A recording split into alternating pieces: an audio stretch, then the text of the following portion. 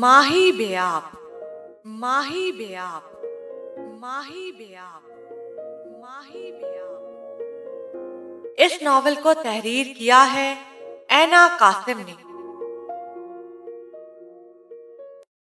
रात को वो कमरे में पड़े सोफे पर बैठी मौरिज का इंतजार कर रही थी। दरवाजा खुलने की आवाज पर वो सीधी होकर बैठी। मौरिज उसे नजरअंदाज करता हुआ वॉशरूम की तरफ बढ़ गया। अब वो ड्रेसिंग के सामने खड़ा अपने बाल सेट कर रहा था। माही सोफे पर बैठी निचला होंठ दांतों में दबाए बात करने के लिए अल्फाज ढूंढ रही थी, वरना सामने खड़ा शख्स उसको बात बेबात बेइज्जत करने का आदी था। मुझे कल यूनिवर्सिटी जाना है, बिलाखिर उसने कह ही दिया था। मौरिज ने पलटकर माही को देखा। वजह? मुझे अपनी पढ़ाई मुकम्मल करना है। मुझे तुम्हारा यूनिवर्सिटी जाना पसंद नहीं है। मौरिज के जुमले पर माही हंसती थी। तुम तो ऐसे कह रहे हो जैसे मेरा हर काम तुम्हारी पसंद के ताबे होता है। ओह मिस माही, मैं तो भूल ही गया था कि तुम्हारी जुबान काफी लंबी है, लेकिन मेरे सामने इस जुबान को काबू में ही रखना। वो उसके सामने आ खड़ा हुआ था। मुझे कोई काम करने से पहले तुम्हारी इजाजत की जरूरत नहीं। पढ़ाई मेरा हक है और मुझे कोई भी पढ़ने से नहीं रोक सकता। तुम मेरी इजाजत के बगैर इस घर से एक कदम भी बाहर नहीं रख सकती। इसलिए ये भूल जाओ कि तुम्हारी जिंदगी पे अब तुम्हारा कोई हक बाकी है। मौरिज ने एक एक लफ्ज चबाकर अदा किया था। तुम क्या समझती थी कि मौरिज बेग को इतनी आसानी से हरा दोगी, उसे नीचा दिखा दोगी? बुलंदियां सिर्फ मौरिज के लिए हैं। अब माही मौरिज की कैद में रहेगी अगले 6 माह तक। फिर मैं इस नाजुक मछली को हर कैद हर रिश्ते से आजाद कर दूंगा। मौरिज ने झुकते हुए उसके चेहरे पर झूलती लट को कान के पीछे इड़सा था। लेकिन जब तक माही मेरी कैद में रहेगी, बेआब रहेगी, इसलिए ख्वाब देखना छोड़ दो। मौरिज ने उसको सर्द नजरों से देखा था, जबकि वो आंसुओं को बड़ी मुश्किल से रोके उसे देख रही थी। ख्वाब देखना बुरी बात नहीं है, लेकिन ख्वाब इंसान को हकीकत से दूर कर दिया करते हैं। माही के आंसू बेकाबू होकर रुखसार पर बह निकले थे। मौरिज ने उसके आंसू को उंगली की पोर पर उठाया और सीधा खड़ा हो गया। तुम जानती हो कि तुम्हारे ये बेरंग आंसू मुझे सुकून देते हैं। मौरिज ने मुस्कुराते हुए उस छोटे से बेरंग कतरे को देखा। वो अपनी उंगली को मुंह के करीब ले गया। एक फूंक से वो नन्हा कतरा मजीद नन्हे कतरों में तकसीम होता अपना वजूद खो चुका था। माही ने आंसू भरी आंखों से उस बेरहम शख्स की तरफ देखा जो बड़े मजे से बिस्तर पर नीम दराज हो चुका था। माही ने अपनी आंखों को जोर से मसला था। आज उसने अहद कर लिया था कि आज के बाद कभी भी मौरिज के रवैये पर उसके सामने नहीं रोएगी। आसमान पर बादलों का राज था। सर्दियों की आमद की नवीस सुनाते बादल बरसने के लिए तैयार बैठे थे। वो बाहर लॉन में गुमसुम बैठी थी। अस्फंदयार ने उसे देखा तो बाहर ही चले आए। कैसी हो बेटा? वो उसके सामने बैठ गए थे। ठीक हूँ, वो फीका सा मुस्कुरा दी। तुम यहाँ पर अकेली बोर हो जाती होगी, यूनिवर्सिटी क्यों नहीं ज्वाइन कर लेती? मौरिज भी तो जाता है, उसी के साथ चली जाया करो। अंकल, दरअसल मौरिज नहीं चाहते कि मैं अपनी तालीम जारी रखूं। बेटा, तुम भी मेरे लिए मौरिज और रमीजा की तरह हो, इसलिए मुझे बड़े अब्बू कह सकती हो। माही खुशदिली से मुस्कुरा दी। ठीक है बड़े अब्बू। बेटा, रमीजा को बुलाओ, मेरा ब्लड प्रेशर चेक कर दे। बड़े अब्बू, ब्लड प्रेशर चेक करना है तो मैं कर देती हूँ। ये कहते हुए वो अंदर की तरफ बढ़ गई थी। जब वो वापस आई तो हाथ में बीपी ऑपरेटस था। बेटा, तुम लोगों की शादी हुई है, कहीं घूमने फिरने का प्रोग्राम ही बना लेते। बड़े अब्बू, मौरिज को यूनिवर्सिटी जाना होता है और वो अपनी स्टडी पर कॉम्प्रोमाइज नहीं करते। एक बात पूछूं? माही ने अपने दुपट्टे को सेट किया था। जरूर। अस्फंदयार को माही के साथ बात करके अच्छा महसूस हुआ था। बड़े अब्बू, वो आपकी बीवी और औलाद नहीं है क्या? माही ने हिचकिचाते हुए सवाल किया था। अस्फंदयार की तरफ मुकम्मल खामोशी थी। बड़ी बी से कहो कि मेरे खाने का वक्त हो रहा है।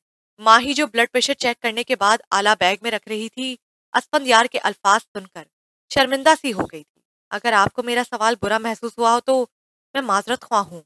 उसके जाने के बाद अस्फंदयार ने गहरी सांस खारिज की थी। माजी के जख्म कुरेदने पर हमेशा दर्द ही होता है। माही बेटा, ये तुम मौरिज को चाय दे आओ। बड़ी बी ने चाय का कप उसे थमाया था, जबकि वो खुद अस्फंदयार का खाना ट्रे में सजा रही थी। माही कप उठाए कमरे में दाखिल हुई तो वो आज शायद हादसाती तौर पर घर जल्दी आ गया था। माही ने बगैर कुछ कहे मग साइड टेबल पर रख दिया। मौरिज बेड पर नीम दराज फोन पर मसरूफ था। नजर उठाकर माही को देखा जो दरवाजे की तरफ बढ़ रही थी। ये क्या है? बड़ी बी ने चाय भिजवाई है। माही के अल्फाज अभी दरमियान में ही थे कि मौरिज ने जोर से मग को हाथ मारा था। कप किरचियों में तकसीम होता दूर जा गिरा था, जबकि चाय संगे मरमर के सफेद फर्श को दागदार कर गई थी। माही फटी फटी आंखों से उसकी हरकत देख रही थी। अगर वो दरवाजे के पास ना खड़ी होती तो वो गर्म चाय अब तक उसे जला चुकी होती। बड़ी बी से कहना कि मेरी चाय खुद लेकर आए, किसी ऐरे गरे के हाथ भिजवाने की कोई जरूरत नहीं। वो गुस्से से कहता दोबारा फोन पर मसरूफ हो चुका था। माही कुछ भी कहे बगैर बाहर निकल गई थी। उसने अपने आंसू अपने अंदर उतारे थे। अब वो इस तरह की तजलील की आदी होती जा रही थी। उसे 1 महीने में ही इस सब की आदत हो गई थी। बाकी 5 महीने खामोशी से ऐसे ही गुजारने थे। वो इन 5 महीनों के गुजर जाने का शिद्दत से इंतजार कर रही थी। उसे भी कोई शौक नहीं था उस शख्स के साथ रहने का। सिर्फ अब्बी को दुख देने से डरती थी, वरना शादी के अगले रोज ही मौरिज को छोड़ चुकी होती। बाजान अपने वादे के मुताबिक जरार और फौजिया को नए घर ले तो आया था, लेकिन रमीजा को उन दोनों का यहाँ रहना पसंद नहीं था। सो उसकी ख्वाहिश पर बाजान ने जरार और फौजिया को सर्वेंट क्वार्टर में रहने की जगह दे दी थी। माही उसी दिन उस 2 कमरों और किचन पर मुश्तमिल सर्वेंट क्वार्टर में मौजूद थी। उसे बाजान से इसी किस्म की तवक्को थी। उसका दिल कटता था कि बाजान उनका खून होने के बावजूद इतना बेहिस कैसे हो सकता था। जरार ने तो बाजान के हवाले से कोई भी गिला करना कब से छोड़ दिया था। अब उन्हें इस सब की आदत हो चुकी थी। फौजिया ने बाजान की सफाई देने की जिम्मेदारी हमेशा से उठाई थी। बाजान कह रहा था कि रमीजा के खानदान वाले और दोस्त वगैरह आएंगे। अभी शादी के शुरू के दिन हैं, तो बाद में वो हमें अपने साथ ही घर में रख लेगा। माही बस खामोशी से उन्हें सुनती रही थी। क्या हर माँ अपनी औलाद की मोहब्बत में इतनी ही अंधी होती है कि उसकी हर बात पर आंखें बंद करके यकीन कर लेती है? नहीं, उसकी एक सगी माँ भी तो थी जिसने उसे अपने वजूद का हिस्सा होने के बावजूद तन्हा कर दिया था। माही कमरे में बैठी जरार के साथ महू गुफ्तगू थी जब फौजिया कमरे में दाखिल हुई थी। लेकिन जब माही ने मौरिज को उनके पीछे कमरे में दाखिल होते देखा तो यकीन करना मुश्किल हो गया था। आओ बेटा आओ, इसे अपना घर ही समझो। फौजिया काफी खुश दिखाई देती थी। मौरिज ने आगे बढ़कर जरार से प्यार लिया था। माही के लिए ये सब मौजे से कम न था। आपकी तबीयत कैसी है? वो बड़े खुशगवार अंदाज में जरार से बातचीत करने में मसरूफ था। बेटा तुम आ गए तो समझो मैं बिल्कुल ठीक हो गया। यानी आपकी सेहत की खातिर मैं रोजाना यहाँ का चक्कर लगा लिया करूं। जरार उसकी बात पर मुस्कुरा दिए थे। क्यों नहीं, ये भी तुम्हारा ही घर है और तुम भी मेरे बेटे हो। बाजान अपने वादे के मुताबिक जरार और फौजिया को नए घर ले तो आया था, लेकिन रमीजा को उन दोनों का यहाँ रहना पसंद नहीं था। तो उसकी ख्वाहिश पर बाजान ने जरार और फौजिया को सर्वेंट क्वार्टर में रहने की जगह दे दी थी। माही उसी दिन उस 2 कमरों और किचन पर मुश्तमिल सर्वेंट क्वार्टर में मौजूद थी। उसे बाजान से इसी किस्म की तवक्को थी। उसका दिल कटता था कि बाजान उनका खून होने के बावजूद इतना बेहिस कैसे हो सकता था। जरार ने तो बाजान के हवाले से कोई भी गिला करना कब से छोड़ दिया था। अब उन्हें इस सब की आदत हो चुकी थी। फौजिया ने बाजान की सफाई देने की जिम्मेदारी हमेशा से उठाई थी। बाजान कह रहा था कि रमीजा के खानदान वाले और दोस्त वगैरह आएंगे। अभी शादी के शुरू दिन है ना, तो बाद में वो हमें अपने साथ ही घर में रख लेगा। माही बस खामोशी से उन्हें सुनती रहती थी। क्या हर माँ अपनी औलाद की मोहब्बत में इतनी ही अंधी होती है कि उसकी हर बात पर आंखें बंद करके यकीन कर लेती है? नहीं, उसकी एक सगी माँ भी तो थी जिसने उसे अपने वजूद का हिस्सा होने के बावजूद तन्हा कर दिया था। माही कमरे में बैठी जरार के साथ महू गुफ्तगू थी जब फौजिया कमरे में दाखिल हुई थी। लेकिन जब माही ने मौरिज को उनके पीछे कमरे में दाखिल होते देखा तो यकीन करना मुश्किल हो गया था। आओ बेटा आओ, इसे अपना घर ही समझो। फौजिया काफी खुश दिखाई देती थी। मौरिज ने आगे बढ़कर जरार से प्यार लिया था। माही के लिए ये सब मौजे से कम ना था। आपकी तबीयत कैसी है? वो बड़े खुशगवार अंदाज में जरार से बातचीत करने में मसरूफ था। बेटा तुम आ गए हो तो समझो मैं बिल्कुल ठीक हो गया हूँ। यानी आपकी सेहत की खातिर मैं रोजाना यहाँ का चक्कर लगा लिया करूँ। जरार उसकी बात पर मुस्कुरा दिए थे। क्यों नहीं, ये भी तुम्हारा ही घर है और तुम भी मेरे बेटे हो। जरार आज बहुत खुशगवार मूड में थे। वो मौरिज के आने से वाकई अपनी तकलीफें और बीमारी भूल गए थे। माही बेटा, जाओ खाने का बंदोबस्त करो। खाने की कोई जरूरत नहीं है, मैं खाना खाकर आया था। मौरिज ने फौरन से पहले इनकार किया था, लेकिन माही बाहर निकल गई थी। मैंने तो शादी वाले दिन ही कह दिया था कि मौरिज बहुत ही अच्छा इंसान है। देखो, बादान की वजह से तुम्हें कितना अच्छा शौहर मिला है। अब तो भाई को माफ कर दो, उसने जो भी किया भला ही किया। फौजिया खाने की टेबल सजाते हुए उसे बाजान की अच्छाइयां गिनवा रही थी। रात काफी गहरी हो गई थी। आज माही ने इतने दिनों बाद अपने माँ बाप को इतना खुश देखा था। वो बाजान के आने पर कभी खुश नहीं हुए थे, लेकिन मौरिज की पहली दफा आने पर ही वो बिल्कुल तंदुरुस्त हो गए थे। माही बेटा, मैं मौरिज को देखकर तुम्हारी तरफ से मुतमईन हो गया हूँ। मुझे सिर्फ तुम्हारी फिक्र थी, लेकिन मैं अल्लाह का शुक्र करता हूँ कि अल्लाह ने मेरी ये परेशानी दूर कर दी। रात काफी गहरी हो गई थी। आज माही ने इतने दिनों बाद अपने बाप को इतना खुश देखा था। वो बाजान के आने पर कभी खुश नहीं हुए थे, लेकिन मौरिज के पहली दफा आने पर ही वो बिल्कुल तंदुरुस्त हो गए थे।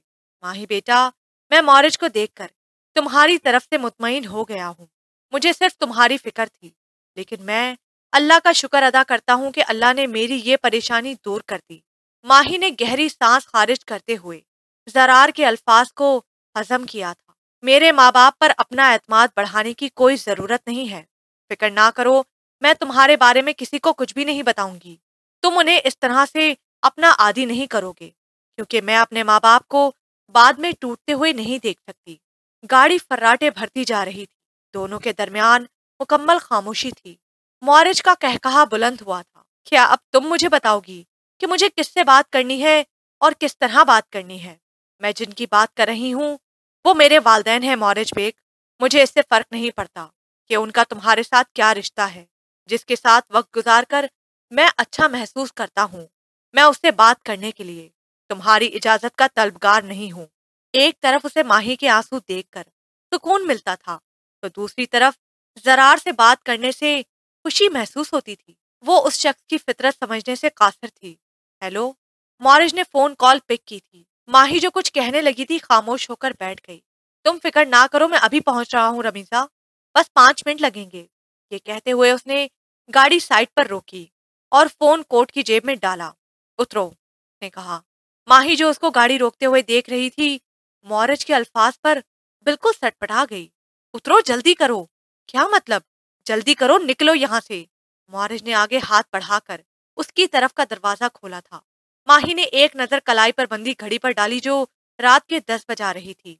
फिर एक नजर बाहर सुनसान सड़क पर डाली। मैं घर कैसे जाऊंगी?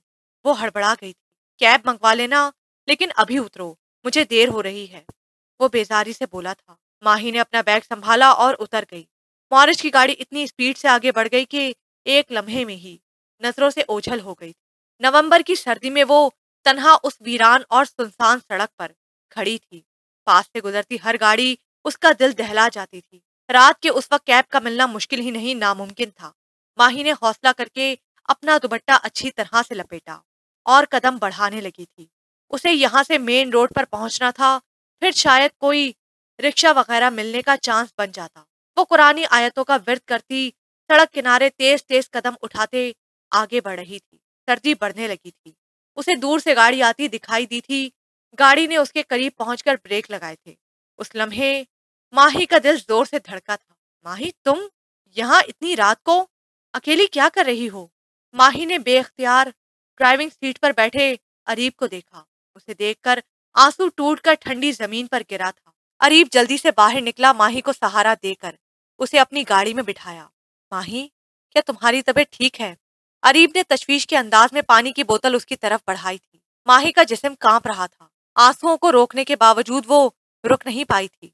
अरीब उसे इस तरह देखकर परेशान हो गया था। माही प्लीज रिलैक्स हो जाओ, ये लो पानी पियो। माही ने कांपते हाथ से पानी की बोतल पकड़ी, लेकिन पीने की हिम्मत नहीं हो रही थी। मैं मौरिज को फोन करता हूँ, ये कहते हुए उसने फोन उठाया। नहीं, उन्हें फोन करने की जरूरत नहीं है। माही ने आंसू साफ करते हुए उसे मना किया था।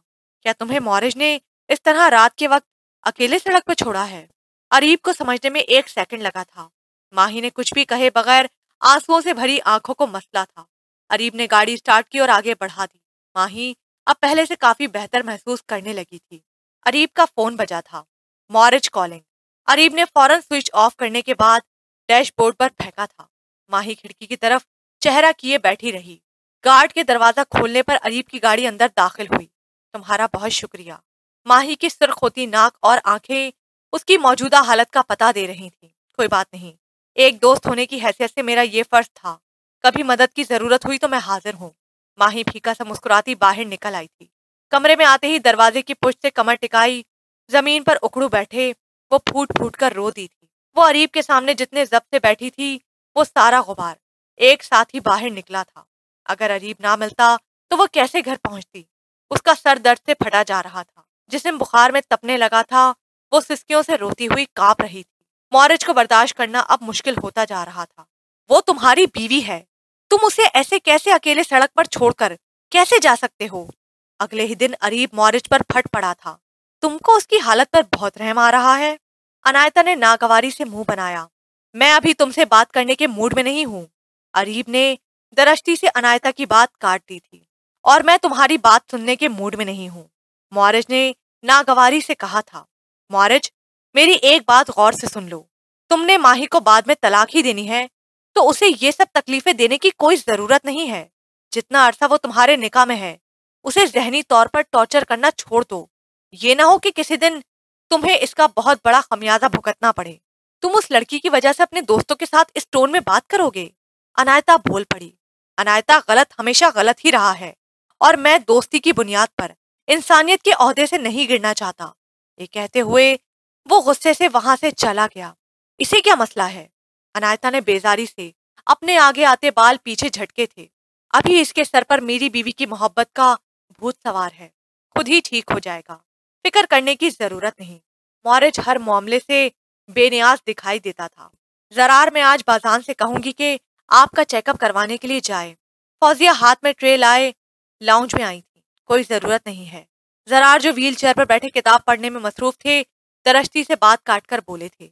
एक हफ्ते से ज्यादा हो गया है और आपका चेकअप नहीं हुआ। वो ट्रे लिए जरार के सामने खड़ी हो गई थी। वो तुम्हारी बीवी है। तुम उसे ऐसे अकेले सड़क पर छोड़कर कैसे जा सकते हो। अगले ही दिन अरीब मॉरिज पर फट पड़ा था। तुमको उसकी हालत पर बहुत रहम आ रहा है। अनायता ने नागवारी से मुंह बनाया। मैं अभी तुमसे बात करने के मूड में नहीं हूँ। अरीब ने दरश्ती से अनायता की बात काट दी थी। और मैं तुम्हारी बात सुनने के मूड में नहीं हूँ। मॉरिज ने नागवारी से कहा था। मॉरिज, मेरी एक बात गौर से सुन लो। तुमने माही को बाद में तलाक ही देनी है तो उसे ये सब तकलीफें देने की कोई जरूरत नहीं है।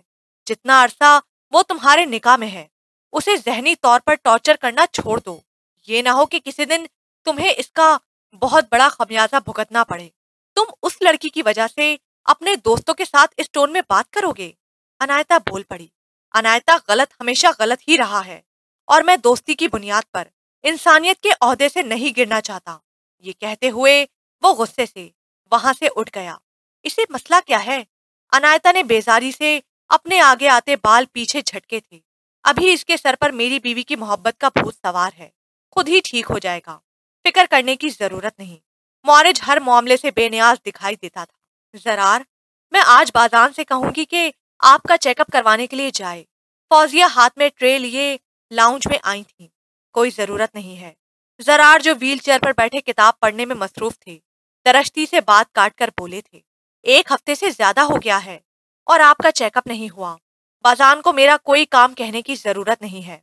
अगर उसे इतना होश होता कि उसका बाप अभी जिंदा है और आर्दय कर्म में मुब्तला है जिसे हर हफ्ते बाद चेकअप के लिए जाना होता है, तो वो खुद मेरे पास चलकर आता और मुझे अस्पताल लेकर जाता।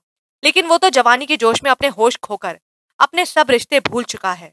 उसे तो इतना भी याद नहीं रहा कि उसे इस मुकाम तक पहुंचाने में उसके माजूर बाप ने कितनी मेहनत की थी। मैं माही को सरकारी स्कूल में पढ़ाकर उसके बोर्डिंग स्कूल की फीस अदा किया करता था। माही तो आज तक एक हरफे शिकायत जबान पर नहीं लाई। लेकिन जिस महीने उसकी फीस लेट हो जाती उसी दिन उसके ना खत्म होने वाले शिकवे शुरू हो जाते थे। जरार का लहजा टूट चुका था। ऐसी बात नहीं है, मैं उसे समझाऊंगी। वो आपकी औलाद है, हमारी इकलौती औलाद, हमारा खून। फौजिया ने ट्रे टेबल पर रखी और जरार के झुर्रियों ज़दा हाथों को अपने हाथ पर रख लिया। पहले खून के रिश्ते होते थे, अब रिश्तों का खून होता है। मेरी दुआ है कि उसे इस बात की जल्द समझ आ जाए। अगर वक्त गुजर गया तो पछतावे रह जाएंगे, और पछतावे की आग इंसान को भस्म कर दिया करती है। अपने बेटे के लिए ऐसे अल्फाज मत अदा करें। फौजिया का कलेजा कटकर रह गया। तुम जिस काम के लिए जा रही थी जाओ। फौजिया ट्रे उठाती बाहर निकल गई। जरार दोबारा किताब में मसरूफ हो गए। फौजिया मरकजी दरवाजे से अंदर दाखिल होती लाउंज में पहुंची तो सामने रबीजा अपने दोस्तों के साथ महू गुफ्तगू थी। अस्सलाम वालेकुम। फौजिया के सलाम पर सबने चौंक कर सामने खड़ी उस औरत की तरफ देखा था जो सादा से हुलिये में नौकरानी का मंजर पेश कर रही थी। रमीजा की पेशानी पर अनगिनत चिकने उभरी थीं। ये कौन है? टांग पर टांग जमाए उस लड़की ने सवाल किया, जो रमीजा की दोस्त मालूम होती थी। इन्हें तो मैंने सर्वेंट क्वार्टर में देखा था। ये जवाब उस लड़की के साथ बैठे लड़के की तरफ से आया था। क्या तुम्हारे नौकरों को इतने मैनर्स नहीं हैं कि मालिक को बिला वजह डिस्टर्ब नहीं करते? ये तबसरा तीसरे बंदे की जानिब से हुआ था। फौजिया ट्रे पकड़े अपने बारे में किए जाने वाले तबसरे सुन रही थी, जबकि रमीजा का चेहरा खफ्फत से सुर्ख पड़ रहा था। वो अपने दोस्तों से माजरत करके उठी। फौजिया को बाजू से पकड़ती साइड पर ले आई थी। आपको किसने कहा था यहाँ पर आने को? रमीजा का गुस्सा उरूज पर था। बेटा, वो मैं बिरयानी लेकर आई थी। बाजान को मेरे हाथ की बिरयानी बहुत पसंद है।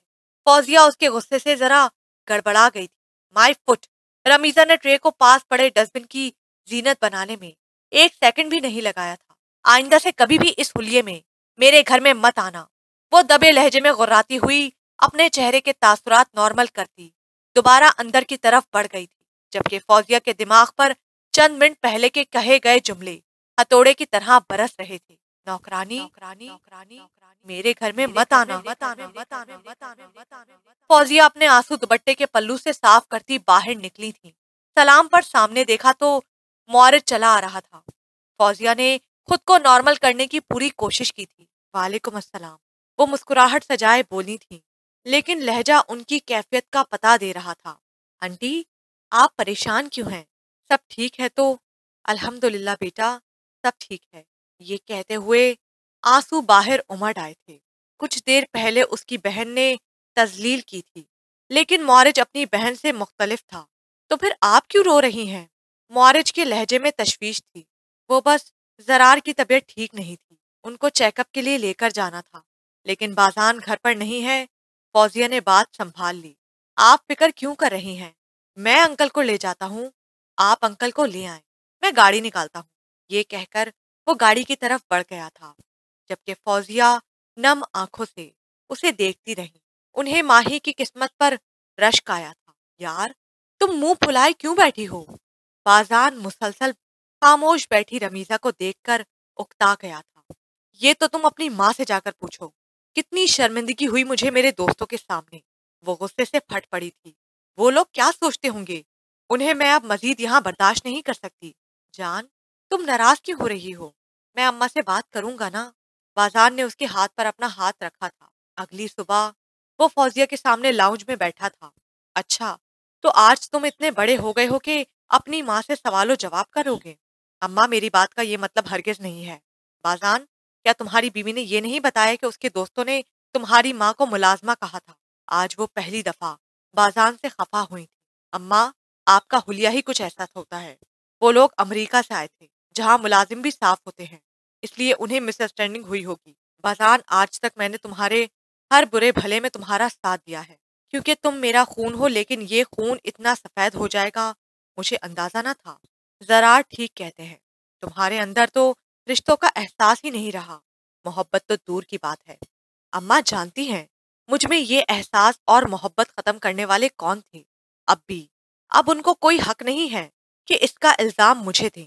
बाजान की आवाज गुस्से से ऊंची हो गई थी कि कमरे में मौजूद जरार उसकी गुफ्तगू बाआसानी सुन सकते थे। किस एहसास और रिश्तों की मोहब्बत की बात कर रही हैं? क्या ये एहसास और मोहब्बत उन्हें उस वक्त याद न थी जब उन्होंने मुझे 13 साल की उम्र में खुद से दूर किया था?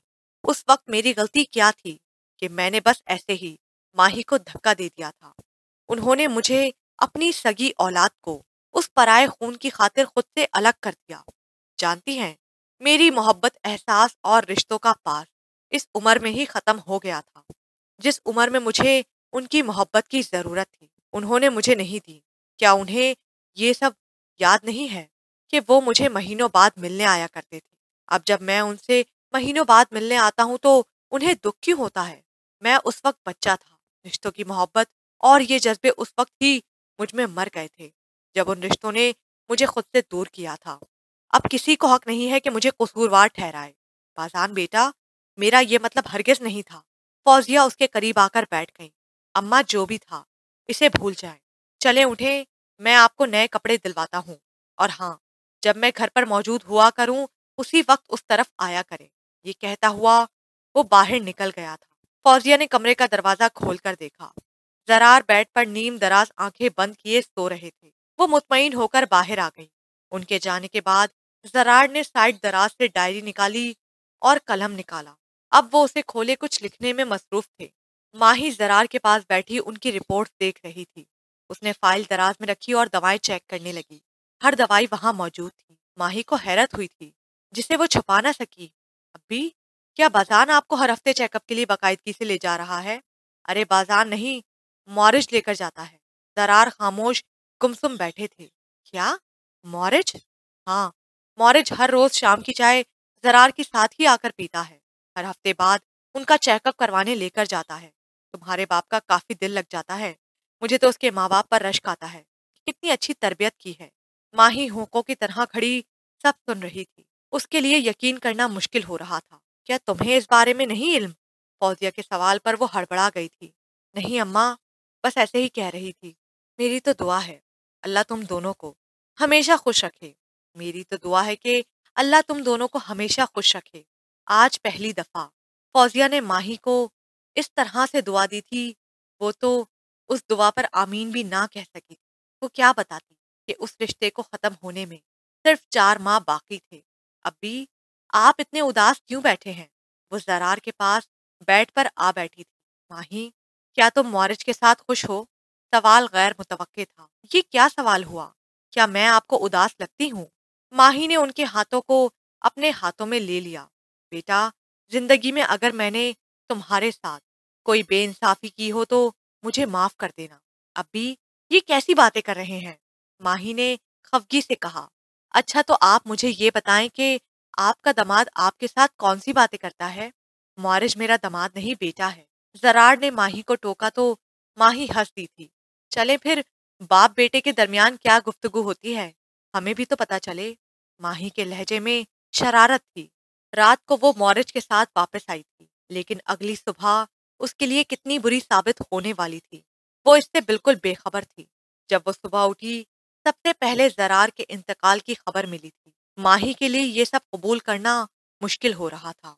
उनके पुराने घर से जरार का जनाजा उठाया गया था। मौरिज के लिए भी ये खबर किसी अनहोनी से कम न थी कि अभी तो पिछली रात वो जरार को सही सलामत हंसता हुआ छोड़कर आए थे। लेकिन मौत को कौन टाल सकता है? उस छोटे से घर में सफे मातम बिछी थी। माही तो अपने हवास से बेगाना सबसे अलग बैठी थी। फौजिया के आंसू थमने का नाम नहीं ले रहे थे। बाजान माँ के साथ लगकर रो दिया था, लेकिन उसका दुख सबसे कम था। उसके आंसू दुनियादारी के लिए थे। जनाजा उठा था।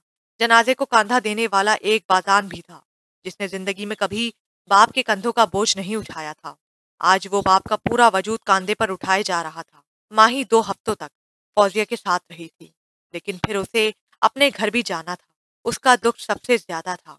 जो बिछड़ा था वही तो उसकी कुल कायनात था। जब से वो घर आई थी, मौरिज का रवैया उसके साथ ठीक हो गया था। अब वो उसे पहले की तरह जहनी टॉर्चर नहीं किया करता था। असफंदियार को माही से पहले ही काफी लगाव था।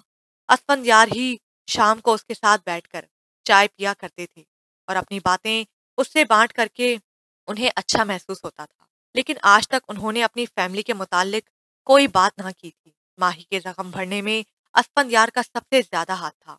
उनकी शफकत ने जरार का गम कम कर दिया था। उस दिन वो किचन में खड़ी चाय बना रही थी। अरीब और अनायता मौरिस से मिलने आए थे। बड़ी बी आयमा की सहेलियों की दावत के लिए खाना तैयार करने में मसरूफ थी। बड़ी बी, बड़े अब्बू ने क्या कभी शादी नहीं की थी? माही के सवाल पर वो कुछ देर खामोश रही।